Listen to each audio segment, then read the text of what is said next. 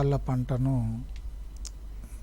November, December, అదేవిధంగా జనవరి, ఫిబ్రవరి మాసాలలో ఆవాలను ఎక్కువగా సాగు చేయడం అనేది జరుగుతుంది.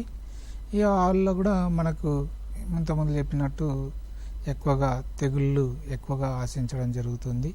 కాబట్టి ఈ తెగుళ్లను నివారించుకోవడానికి ఈ థైరామ్ అనే మందును 3 గ్రాములు 1 కిలో విత్తనానికి, అదేవిధంగా కార్బండిజం అనే మందును 1 కిలో విత్తనానికి కలిపి విత్తన శుద్ధి చేసుకోవచ్చు.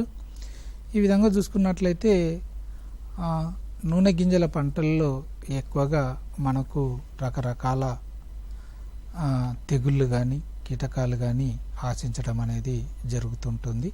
కాబట్టి ఈ రకరకాల తెగుళ్ళ నుంచి ఈ నూనె గింజ పంటలను కానీ, అదేవిధంగా మిగతా జీవ శిలీంధ్ర నాశనాలతో కానీ ఈ పంటలను రక్షించుకోవాలి అనుకుంటే ఇంతకుముందు చెప్పినట్టు థైరామ్ కానీ క్యాప్టాన్ అనే మందును 3 గ్రాములు 1 కిలో విత్తనానికి, అదేవిధంగా మనకు రసం పీల్చే పురుగుల నుంచి రక్షించుకోవడానికి ఇమ్డాక్లోరోపిడ్ అనే మందును 5 మిల్లీలీటర్లు, అదేవిధంగా థయామిథాక్సోమ్ అనే మందును 5 మిల్లీలీటర్లు 1 కిలో విత్తనానికి కలిపి మనం విత్తన శుద్ధి చేసుకోవాలని తెలియజేశాము.